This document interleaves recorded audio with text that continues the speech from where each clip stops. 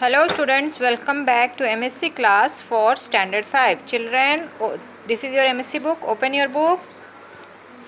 Children, last class I have taught you that how when he was dissatisfied with his living style, he was having problem, he was having a single room and he was not getting space for his rest and do household work. So he went to Rabbi, a wise man or a priest, to get some solution from him. So what happened next? Let us see. We all eat, sleep, live, play, study and work there. We often step on each other's toe. That makes us fight. Do you have any animal? Asked the Ravi. So when he says that this room is so small that there is no place to eat, not to sleep, not to play, and when they walk on the room they step on each other toe and they fight with each other. So Rabbi listened to his words and asked Vani that whether he have animals in his house or no.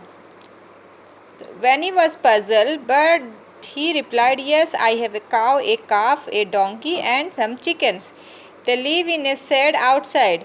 The Rabbi said, "Take the animal inside your house." So, when he said that, yes, he had a cow, a calf, and donkey and chickens, Ravi said him to take those animals inside his house and keep it inside them in his house.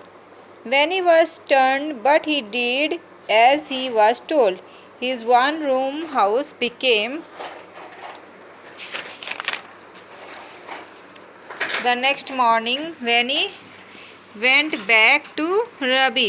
"It is terrible, Rabbi," he cried. "The animals all over the house and we are squeezed into a corner. And the smell, what can we do?" he asked. So as the Rabbi said, when he had done and kept all the animals in that single room, so the room became congested and it was also too smelly to live. So he went next morning, he went back to Rabbi and said about the problem what he faced. The Rabbi smiled calmly. "Take the chicken out," he said.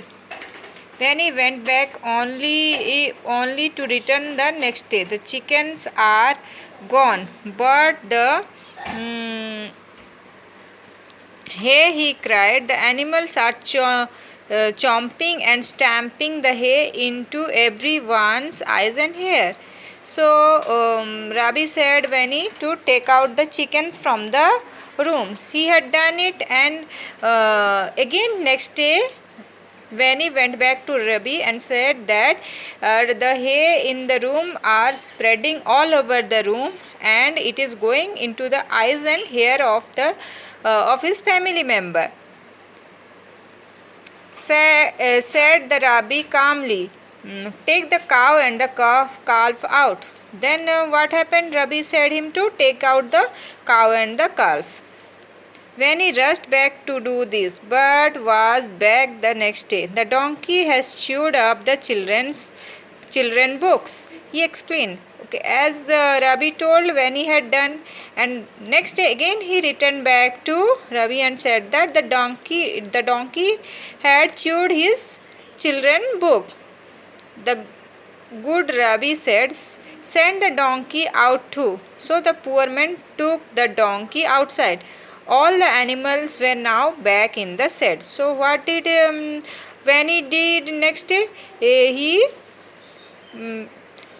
put the donkey outside the house and the room was empty and all the animals were now outside the house.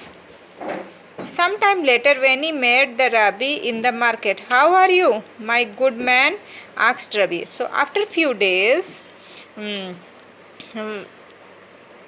when he met Rabbi in the market, so he asked, "How are you, good man?"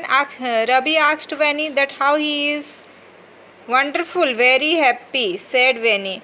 With the animals back in their shed, the house is big enough for us to be comfortable. So, Venny replied to Ravi that after he had sent back the animals out of his room, he was now happy and the room was also much more bigger enough. So, the moral of the story, children, what you read is that always be satisfied with what you have.